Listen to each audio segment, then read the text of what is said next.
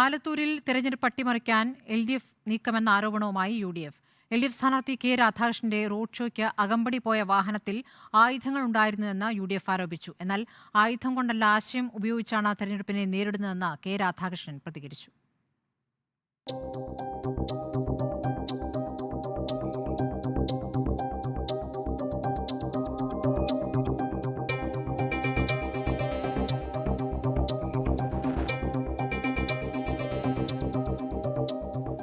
തോന്നൂർക്കര മേഖലയിൽ നിന്നുള്ള CCTV ദൃശ്യങ്ങൾ പുറത്തുവിട്ടാണ് UDF ആരോപണം ഉന്നയിക്കുന്നത്. ബോധപൂർവം തെരഞ്ഞെടുപ്പ് അട്ടിമറിക്കാനുള്ള LDF നീക്കമെന്ന UDF സ്ഥാനാർത്ഥി രമ്യ ഹരിദാസ്. ഇത് ഒരു അട്ടിമറിക്കുന്നതിന് വേണ്ടിയിട്ടുള്ള ഒരു പ്രവണത, അതും ചേലക്കരയിൽ വെച്ചാണ്. CPM ഇടതുപക്ഷം ആലത്തൂരിൽ അതിന് നേതൃത്വം കൊടുക്കുന്നു എന്നുള്ളത് തന്നെയാണ് പോലീസിനെ അന്വേഷിച്ച് കണ്ടെത്താൻ പറ്റുന്നതാണ്. ഇത് അട്ടിമറിക്കപ്പെടാനാണോ, ഇത് എവിടെ നിന്നാണോ, എന്താണോ എന്നുള്ളത്.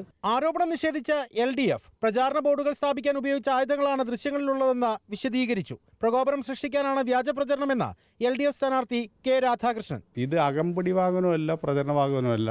കഴുങ്ക് വെട്ടാനും അതുപോലെ തന്നെ കലങ്കും കത്തിയും വെട്ടുകത്തിയും ഉപയോഗിച്ചിട്ടുണ്ട്. ആയുധം കൊണ്ട് വേറെന്തെങ്കിലും ആവശ്യത്തിനായിരുന്നെങ്കിൽ ആയുധം അവിടെ ഉപേക്ഷിച്ച് പോകും.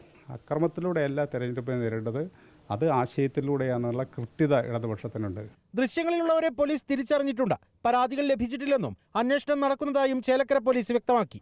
റിപ്പോർട്ടർ, ആലത്തൂർ.